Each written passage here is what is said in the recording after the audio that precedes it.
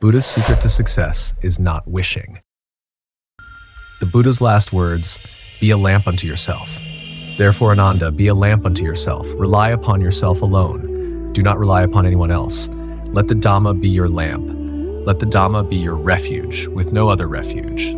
Here, Ananda, in this life, a monk who dwells contemplating the body in the body, ardently, clearly comprehending and mindful, having subdued longing and distress within the world, who dwells contemplating feelings in feelings, who dwells contemplating mind in minds, who dwells contemplating phenomena in phenomena, ardently, clearly comprehending and mindful, having subdued longing and distress within the world.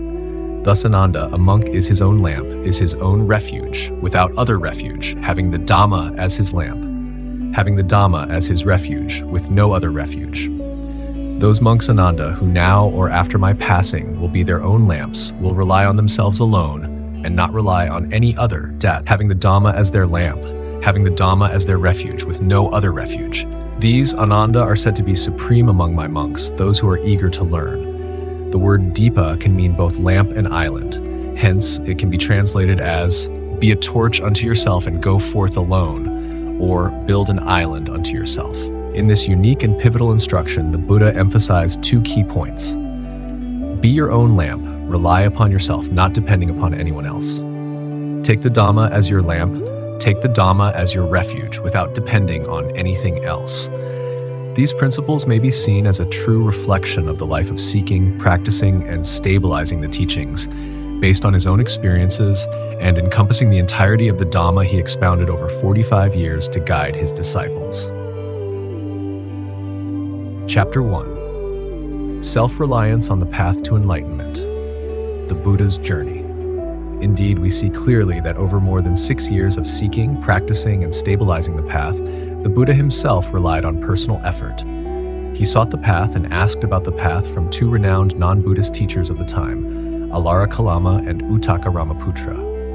He independently practiced severe austerities, meditated, and developed wisdom until he ultimately attained enlightenment under the Bodhi tree, becoming a fully enlightened one. He did not depend on any divine power, was not an incarnation of any deity, and was not the supreme being in any form.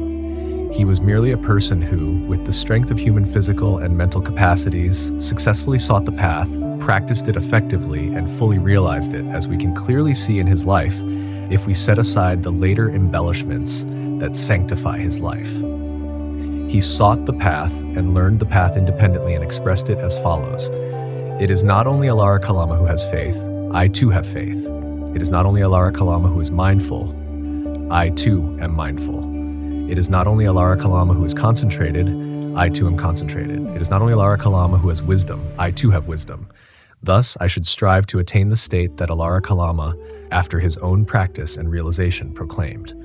Then monks, not long after, I myself realized, attained and understood that Dhamma quickly, and I became serene, MN 26. After practicing austerities to no avail, he also described his own harsh practices. Because I ate so little, my limbs became like the withered twigs of a climbing plant. Because I ate so little, my buttocks became like the hooves of a camel. Because I ate so little, my backbone protruded like a string of beads. Because I ate so little, my ribs jutted out as if part of a dilapidated shed. Because I ate so little, my eyes sank deep into their sockets, looking like the glistening water deep in a well, MN 26. Having found no result from such austerities, the Buddha firmly decided to abandon them and began to practice meditation on his own, achieving the first jhana, second jhana, third jhana, and fourth jhana, developing wisdom and realizing the divine I, the knowledge of the extinction of contaminations, understanding as they truly are, the suffering and the escape from the contaminations of desire, existence, and ignorance.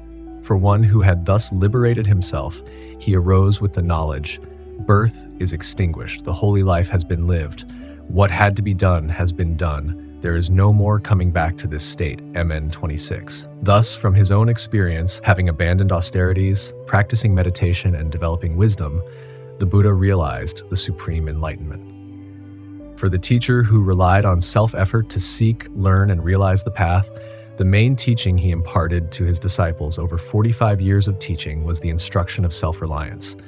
Be a lamp unto yourself, rely upon yourself alone, do not rely upon anyone else, let the Dhamma be your lamp, let the Dhamma be your refuge with no other refuge. Chapter 2. The futility of wishes. Buddha's teachings on true practice. First, the Buddha affirmed that prayers and wishes are futile, not only on the path of practicing the right Dharma, but also concerning worldly desires. The Samyutta Nikaya SN 42-6 clearly states, if a person commits 10 evil actions and then a large crowd comes to pray fervently, clasping their hands, hoping that this person will be reborn in a good realm, such prayers are useless.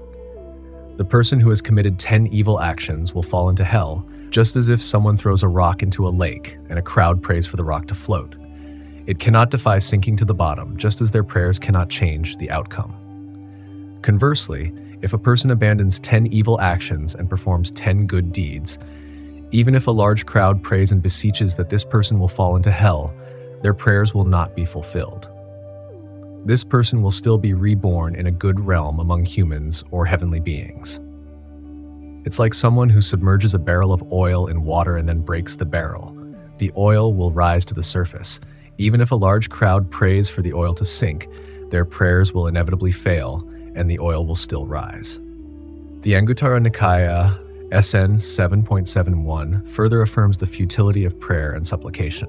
A monk who is not diligent in practice, harboring the desire to be freed from defilements without clinging, will not see this desire fulfilled. Like a hen that has 8, 10, or 12 eggs and does not incubate them properly, even if the hen wishes for her chicks to safely break free from the eggs, her wish will not come true. Why? Because she does not incubate the eggs properly, neither keeping them warm nor nurturing them properly. In contrast, a monk who lives attentively in practice, even without the desire, may my mind be liberated from defilements, will find his mind liberated from attachments. Why? Because he has practiced. What has he practiced? He has practiced the 4 foundations of mindfulness, the 4 right exertions, the 4 bases of spiritual power, the 5 faculties, the 5 powers, the 7 factors of enlightenment, and the Noble Eightfold Path, as diligently as the hen that properly incubates, warms, and nurtures her eggs. Even if this hen does not wish for her chicks to safely break out of the eggs, they will still emerge safely. Thus, whether there is a desire or not, the issue lies in performing the correct actions, following the right methods to achieve the desired results. Another discourse, MN 126, emphasizes the futility of praying. If one does not practice the holy life correctly, one cannot attain the desired results. Practicing the holy life incorrectly here means following wrong view, wrong thought, wrong speech, wrong action, wrong livelihood, wrong effort, wrong mindfulness, and wrong concentration. Why? Because these are not the methods to achieve the desired results. The Buddha gives an example of a person seeking oil who pours sand into a barrel, pours water over it, and then presses the sand to extract oil. Even if the person wishes to find oil, the wish will not be fulfilled. Why? Because this is not the method to find oil. The Buddha uses another illustrative example. A person seeking milk goes to a cow and grabs its horn to milk it. Whether there is a wish or not, no milk can be obtained. Conversely, if a monk or Brahmin with right view, right thought, right speech, right action, right livelihood, right effort, right mindfulness, and right concentration practices, whether there is a wish or not, practicing the holy life will achieve the desired results. Why? Because this is the method to achieve results. Like a person seeking oil who places oil seeds in a barrel, pours water over them, and presses the seeds to extract oil. Whether there is a wish or not, oil will be obtained because the correct method is known. Similarly, for seeking milk, going to a cow that has recently given birth and milking it from the udder will yield milk, whether there is a wish or not. In worldly matters too, success does not depend on wishing or praying. Being human, people often desire 5 rare pleasures in life, such as longevity, beauty, happiness, a good reputation, and rebirth in heaven. In the Sutta on Welfare in 5.43, the Buddha explicitly states that these 5 things are not obtained by wishing or praying, for if they were, no one in this world would suffer from lack, when all one had to do was wish for fulfillment. The Buddha clearly says that wanting longevity cannot be achieved by praying for life or praising longevity. A holy disciple who desires longevity must practice the path leading to longevity, to beauty, to happiness, to a good reputation, to rebirth in heaven. Only then can one achieve and attain these 5 rare pleasures in life. Chapter 3, Self-Guidance in Buddhism, Understanding Karma and Action. In the definition of karma and the role of actions, the Buddha made it clear that the term karma, kama, means action, derived from the verb karoti, which means to do or act. These actions relate to the body, speech, and mind, but they must be intentional acts, actions decided upon by oneself without the provocation or command of others. Because these actions are consciously chosen, the Buddha declared that we are the owners of our actions, heirs to our actions, and we are accountable for our actions, bearing the consequences ourselves. The Dhammapada clearly states, "Evils done by oneself, self-begotten, self-bred, crush the foolish as a diamond grinds a hard gem." DHP 161. Another verse further clarifies, "By oneself the evil is done. By oneself one is defiled. By oneself evil is not done. By oneself one is purified. Purity and impurity depend on oneself. No one can purify another." DHP 165. By oneself alone is oneself criticized. By oneself alone is oneself examined. The sage is guarded by self-control. Mindfully, he finds joy. DHP 79. In a very famous discourse, the Kalama Sutta in 365, the Buddha advised his disciples to trust themselves and not others, to rely on their own judgment of right and wrong, rather than any other method. O Kalamas, do not believe merely because you have heard it. Do not believe merely because it is traditional. Do not believe because others speak of it. Do not believe just because the scriptures are recited. Do not believe on the grounds of logical reasoning. Do not believe by inference or by considering appearances. Do not believe out of bias or habit. Do not believe because it seems plausible or because your teacher tells you it is so. But Kalamas, when you yourselves know these things are unwholesome, these things are blameworthy, these things are criticized by the wise, these things, if undertaken and practiced, lead to harm and suffering, then you should abandon them. But Kalamas, when you yourselves know these things are wholesome, these things are blameless, these things are praised by the wise, these things, if undertaken and practiced, lead to welfare and happiness, then you should engage in and abide by them. Once you are aware of your ability to discern good from evil, the Buddha taught that you should guide yourself, not depending on anyone else, as the following verses clearly state. A sage who leans on none, depending on no one, who does not engage in love or hatred, remains unaffected by sorrow, greed, or stinginess, like water on a lotus leaf, remains unsoiled. SMP 811, one who does not seek the core in any of the conditioned phenomena can conquer craving. Free from clinging, such a monk does not depend, allows no one to lead him. This true sage wanders alone in the world.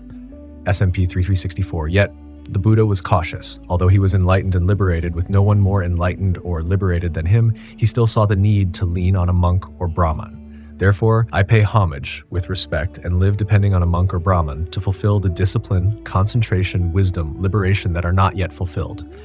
But I see no place in the world of gods, Mara or Brahma, among the community of monks or Brahmins, gods and men, where there is a monk or Brahman more complete in discipline, in concentration, in wisdom, and in liberation than myself, to whom I could show respect, pay homage, and live depending on. Thus, monks, I reflected as follows. With the Dharma that I have truly realized, I will pay homage, show respect, and live depending on that very Dharma. SN 6.2, Steadfast in Dharma, the Buddha's legacy of self-reliance. Thus, the Buddha, with a humble mindset, sought a monk or Brahmin to rely upon for guidance, but ultimately he had to rely on the right Dharma itself. This is why the Buddha instructed the monks, be a lamp unto yourselves, depend on nothing else. Use the right Dharma as your refuge. Rely on nothing else. This attitude of the Buddha explains why he advised Venerable Ananda not to grieve after the Buddha's passing, as the disciples always have the right Dharma as their refuge. In the Samyutta Nikaya SN 22.43, the Buddha reiterated his advice for his disciples to take the right Dharma as their island, their place of refuge. Live, making yourselves your own island, your own refuge. Do not take any other refuge. Take the Dharma as your island, take the Dharma as your refuge and no other.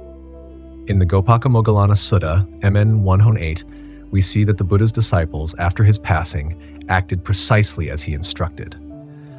The Brahmin Gopakamoggallana asked Venerable Ananda, "Venerable Sir, did the ascetic Gautama appoint any monk saying, 'This one after my passing will be your refuge and you shall depend on him'?" Venerable Ananda replied, "No, Brahman. There is no monk whom the thus gone one, the wise one, the seer, the arahant, the fully enlightened one appointed, saying, 'After my passing, this one will be your refuge, and we shall depend on him.'" Brahman, is there a monk whom the Sangha agrees and a majority of the elder monks have appointed, saying, "This one, after the thus gone one's passing, will be our refuge, and we shall depend on him"? Venerable Ananda responded, "No, Brahman. There is no monk whom the Sangha agrees and whom the majority of the elder monks have appointed, saying, 'After the thus gone one's passing, this one will be our refuge, and we shall depend on him.' And so, you have no refuge. Venerable Ananda, on what then do you depend for harmony?" Brahman, we are not without a refuge. Brahman, we have a refuge. That is the Dharma, which is our refuge.